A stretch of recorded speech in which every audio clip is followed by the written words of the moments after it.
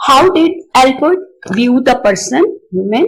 अब हम देखते हैं कि एल्पर्ट जो है वो पर्सन के बारे में क्या कहते हैं। Humanism, Allport's personal warmth and social consciousness suggest a humanistic orientation. अब एल्पर्ट की जब हमने बायोग्राफी पढ़ी तो वहां देखा कि इनके अंदर एक ह्यूमिलिटी थी, एक आजिजी थी, और ये लोगों से बड़े अच्छे तरीके से इंटरेक्ट करते थे, मिलते थे, वैरायटी के लोगों के साथ ये मिले हैं, उन्हें जाना है। स्टूडेंट के साथ भी बड़ा एक अच्छे एनवायरनमेंट में एक्सचेंज ऑफ आइडियाज होते थे। तो इनकी जो एबिलिटी थी, इनकी पर्सनालिटी में ये चीज थी कि ये लोगों से मिलते हुए बड़ी वार्मनेस शो करते थे, और सोशल कॉन्शियसनेस भी थी। सोशल प्रॉब्लम्स, इश्यूज के हवाले से भी ये बड़े कंसर्न रहते थे, और इन्होंने दुनिया में अमन कायम करने के लिए, पीस कायम करने के लिए भी बहुत एफर्ट की है और बड़ी सजेशंस दी हैं। तो इसलिए इनकी जो ओरिएंटेशन थी वो ह्यूमनिस्टिक थी, क्योंकि इन्होंने रिलीजन को भी ह्यूमैनिटेरियन बेसिस पर देखा, इंसानियत को देखा। मजहब में तमाम मज़ाहिब के लोगों के साथ इन्होंने एक अच्छे रिलेशनशिप को जो है वो बनाने पर जोर दिया है। तो इन्होंने फंडामेंटल बिलीफ से भी हटकर बात की है। तो इनके अंदर एक ह्यूमनिस्टिक एक अप्रोच नजर आती है, इनकी ओरिएंटेशन नजर आती है।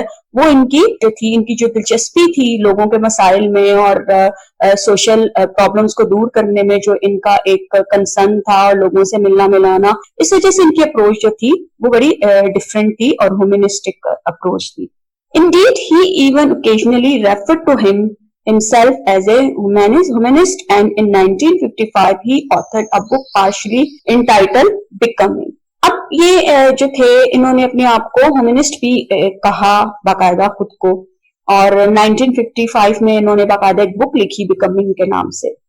He was concerned about the self, but self-actualization, peak experiences and empathy were not terms he often used. अब ये सेल्फ से रिलेटेड तो बहुत कंसर्न थे, सेल्फ पे बात करते थे कि इंसान जो है उसकी अपनी एक जात होती है और उसको अंडरस्टैंड करना, उसको समझना जरूरी होता है। ये सवाले से कंसर्न रहते थे, इस चीज को अहमियत देते थे। लेकिन बाकायदा उन्होंने जो टर्म्स यूज की गई, कार्ल रोजर ने की और मैस्लो ने की, इससे पहले जो होती रही हैं, जो सेल्फ एक्चुअलाइजेशन है, पीक एक्सपीरियंसेस, एम्पैथी है, इन टर्म्स को उन्होंने उस तरह यूज नहीं किया। सेल्फ पे बात तो की, लेकिन इन टर्म्स को उस तरह यूज नहीं किया जैसे दूसरे थ्योरिस्ट ने किया।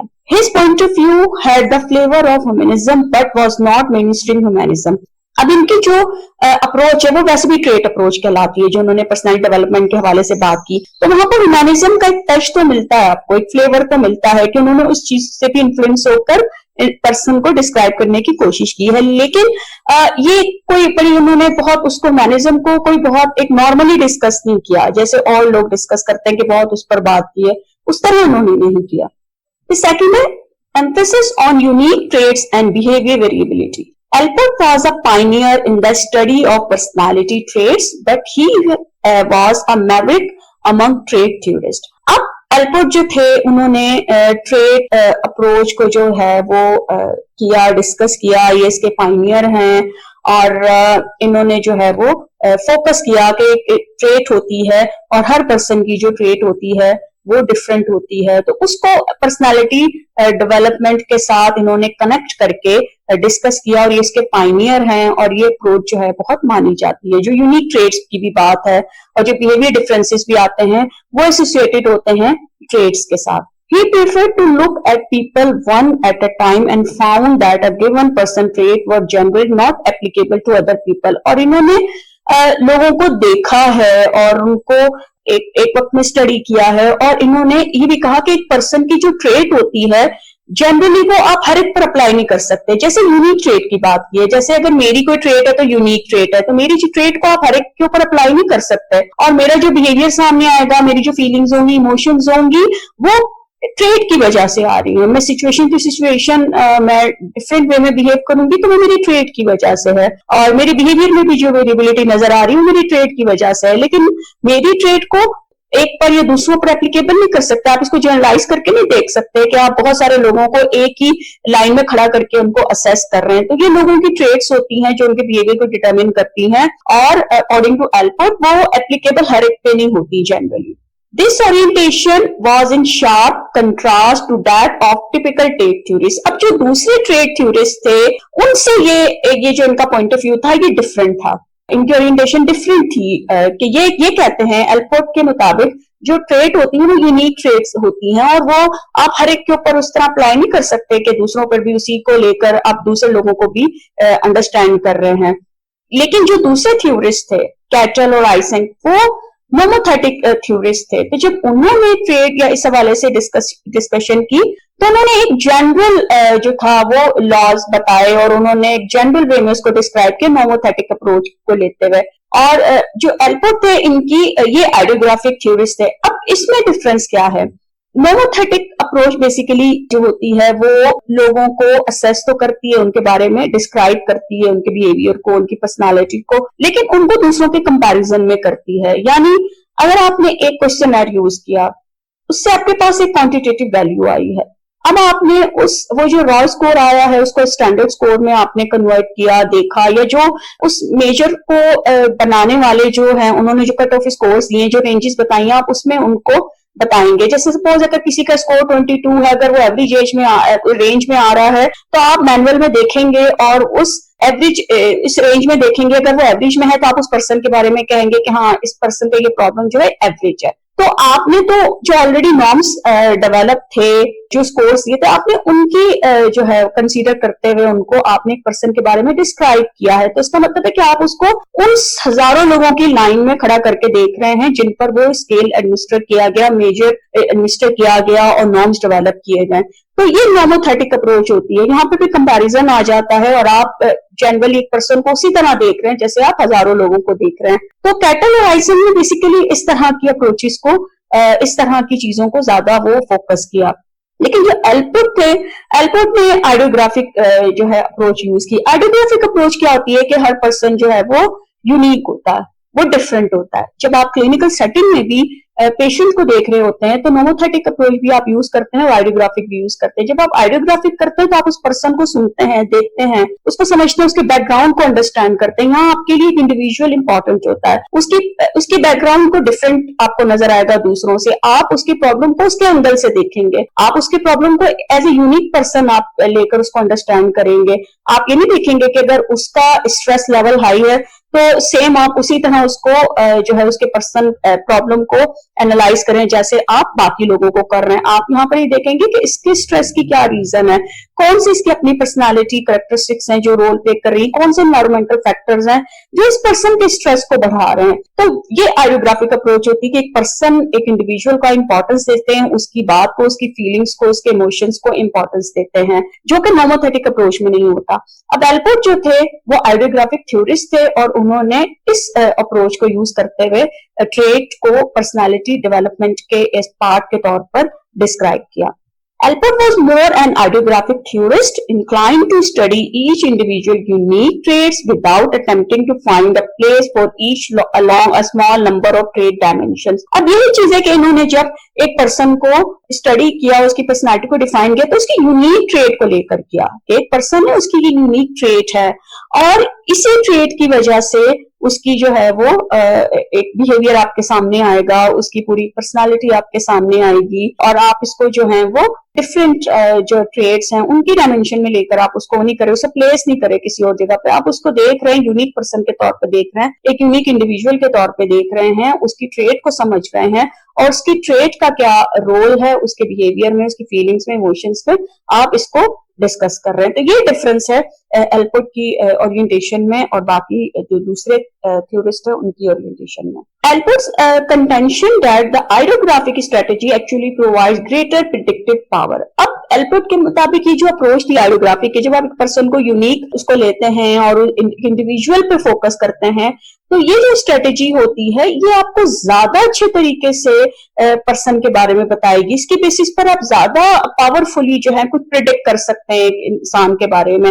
वरना अगर आप एक पर्सन को बाकी सबके साथ कंपैरिजन में कर रहे हैं या आप एक क्वांटिटेटिव वैल्यू की बेस पर आप डिस्क्राइब कर रहे हैं, उसको एक्सप्लेन कर रहे हैं, तो वो चीज ठीक है, वो भी एक वैल्यूएबल चीज है, हम उसको इग्नोर नहीं करते हैं। एल्पोर्ट उसको नहीं कहते कि टोटली कि आप उसको इग्नोर कर दें, लेकिन ये कहते हैं कि एक पर्सन की जब आप आइडियोग्राफिक अप्रोच यूज करते हैं, ये स्ट्रेटेजी यूज करके जब किसी पर्सन के बारे में डिस्क्राइब करेंगे तो वो ज्यादा अच्छी आपकी प्रिडिक्शन होगी, वो ज्यादा अच्छी एक्सप्लेनेशन होगी। Ironically, it allows also allows for insight into universal pattern of human behaviour. अब इससे आपके जो है वो जो ह्यूमन बिहेवियर को अंडरस्टैंड करने के लिए जो यूनिवर्सल पैटर्न होता है ये उसमें आपको अलाउ करती है, ये ओरिएंटेशन, ये अप्रोच जो होती है कि आपकी इनसाइट बहुत ज्यादा डेवलप होती है। आप समझते हैं कि चीजें क्यों हो रही हैं, किस तरह हो रही हैं, ये ह्यूमन बिहेवियर कैसे सामने आ रहा है, किस तरह आ रहा है, तो उसकी मजीद वजाहत उस हवाले से बहुत अवेयरनेस मिलती है, बहुत समझ आती है और डेप्थ में जाकर चीजें समझ में आती हैं। For example, all women have anxiety that each expresses uniquely. अब जैसे अगर एक पर्सन को एंजाइटी है, दूसरे को भी है। सपोज अगर आपने एक दिन में आपने 5 लोगों को देखा और आपको 5 के 5 लोगों में एंजाइटी नजर आई, लेकिन उस एंजाइटी का एक्सप्रेशन तो डिफरेंट हो सकता है। जरूरी तो नहीं है कि एक पर्सन जो है वो अपनी एंजाइटी उसकी एग्जिबिट एक फॉर्म में हो रही है तो दूसरे की भी वैसे ही हो, जरूरी नहीं है। एक की एंशियसनेस किसी एक उसमें नजर आ रही फॉर्म में नजर आ रही है, दूसरे की दूसरे तरीके से नजर आएगी। कोई एक सिचुएशन में बड़ा एंशियस है, दूसरी सिचुएशन में आपको दूसरे तरीके से बिहेव करेगा। तो एंजाइटी तो ठीक है सब में होगी, डिप्रेशन सब में होगा, लेकिन उनका एक्सप्रेशन डिफरेंट हो सकता है। तो उनकी जो चीजें, उनके बिहेवियर वो डिफरेंट हो सकते हैं। Alport also discussed the variability of behavior from situation to situation and the possibility that a given trait is activated only in a certain situation or a class of situation. अब Allport ने trait को तो discuss किया, उसके साथ जो behaviour में changes आती हैं एक सिचुएशन से दूसरी सिचुएशन में, एल्पोर्ट ने उस पर भी अच्छी खासी डिस्कशन की, उस पर भी डिटेल में बात की कि एक पर्सन है, जाहिर दिन में कई तरह की सिचुएशंस होती हैं, तो बाज़-औक़ात उसका बिहेवियर एक सिचुएशन में एक तरह का होता है, दूसरी सिचुएशन में थोड़ा डिफरेंट होता है। तो ये भी होता है कि उस सिचुएशन में उसकी ट्रेड जो है वो किस तरह वर्क कर रही है, और या क्लास ऑफ सिचुएशन से बहुत सारी सिचुएशन है, कोई एक सर्टेन सिचुएशन है, उसमें उसकी ट्रेड किस तरह एक्टिवेट है, किस तरीके से काम कर रही है। तो इस पर भी बहुत ज्यादा जो है वो डिस्कशन की गई और एल्पोर्ट ने इस हवाले से भी काफी वजाहत की। The third point है de-emphasizing the Freudian unconscious. Alport continued to believe that psychologists would do well to look for and recognize open and obvious motivation rather than immediately probe the dark depth of the unconscious. अब ये जो थे Allport, इनको एतराज था Freudian approach पर, जो psychodynamic जो पर्सपेक्टिव कहता है कि अनकॉन्शियस में अनरिजॉल्व कॉन्फ्लिक्ट होते हैं, पेनफुल मेमोरीज हैं, पास्ट एक्सपीरियंसेस से एसोसिएटेड फीलिंग्स हैं, इमोशंस हैं, और वहां पे चीजें स्टोर हो जाती हैं और वो सारी जिंदगी इंसान को तंग करती हैं। इसलिए अनकॉन्शियस में जो कुछ भी है उसको एक्सप्लोर करना जरूरी है, डिस्कवर करना जरूरी है, सरफेस पे लाना जरूरी है और उनका रेजोल्यूशन जरूरी है, ताकि इंसान जो है वो रिलैक्स हो सके, क्योंकि यही चीजें आगे चलकर कन्वर्ट होती चली जाती हैं उसके साइकोलॉजिकल प्रॉब्लम्स में। एल्पोर्ट इस चीज को जो थे वो एक वक्त था कि उन्होंने देखा भी इसको, लेकिन ये इससे थोड़े हटके बात करते हैं और ये कहते हैं कि जो साइकोलॉजिस्ट हैं उनको देखना चाहिए कि एक पर्सन जो है उसकी मोटिवेशन इस वक्त क्या है, वो किस तरह आपको दिखाई देता है, उसको रिकॉग्नाइज करें, ना कि आप जो है वो उसके अनकॉन्शियस को जो है वो उसके डेप्थ में जाकर और डार्क डेप्थ और वो उसको जाके एक्सप्लोर करते रहें, देखते रहें। इसके बजाय आप ज्यादा अच्छे तरीके से तो ये है कि एक पर्सन को अगर काम किया जाए, उसकी मोटिवेशंस, उसके बिहेवियर को देखा जाए, करंट उसकी, तो वो चीजें आपको ज्यादा अच्छे तरीके से एक पर्सन को जो है वो समझने में हेल्प आउट करेंगी कि आप इतना टाइम लगाएं कि आप वो अनकॉन्शियस को एक्सप्लोर करते रहें। It was this under emphasis on the unconscious. तो इन्होंने जो unconscious था उसको उस पर emphasize भी नहीं किया, बल्कि उससे भी बहुत कम जाके, मतलब एवरेज भी कोई इनका वो नहीं था इस पे, उससे भी बहुत कम लो लेवल पे जाके, मतलब एक चीज को कोई खास इंपॉर्टेंस नहीं दी या उसका बहुत ज्यादा फोकस नहीं किया, अगर किया भी तो थोड़ा बहुत किया लेकिन बहुत नहीं किया। Allport was often critical of psychoanalysis, even parting company with his own brother with one of Freud books was deemed too psychoanalytic for my taste. अब इसीलिए ये साइकोएनालिसिस के बड़े अगेंस्ट थे कि ये कहते थे कि जी साइकोएनालिसिस जो है वो उस तरह लोगों के लिए बेनिफिशियल नहीं है, क्योंकि आप तो सारा फोकस ही अनकॉन्शियस पे करते हैं और एक्सप्लोर करते हैं और उस पर वर्क करते हैं, और आप एक पर्सन को देखते नहीं है कि उसकी इस वक्त क्या मोटिवेशंस हैं, उसके करंट उसका बिहेवियर क्या है, और उसकी ट्रेड कैसे वर्क कर रही है, उसकी यूनिक क्वालिटी क्या है, आप उसको उस तरह लेकर नहीं चल रहे हैं। और इसी बेसिस पर इनके अपने भाई जो थे उनसे भी इनका थोड़ा सा इस मामले पर एतराजात कह लें या इनके भाई से थोड़ी सी इस चीज पर भी डेविएट इन्होंने किया था कि जो इनके भाई की भी बुक थी कि साइकोएनालिटिक फॉर माय टेस्ट, तो इस तरह उन्होंने भी इस चीज को भी लेकर थोड़ा सा वो किया था और वो क्रिटिसाइज किया था, क्योंकि बेसिकली ये साइकोएनालिसिस के हक में उस तरह नहीं थे, क्योंकि इन्होंने अनकॉन्शियस को बहुत ज्यादा अहमियत नहीं दी और ये समझते थे कि देनी भी नहीं चाहिए। तो ये इनका एक एतराज था और एक जो था इनका पॉइंट ऑफ व्यू जो था डिफरेंट था साइकोडायनेमिक से।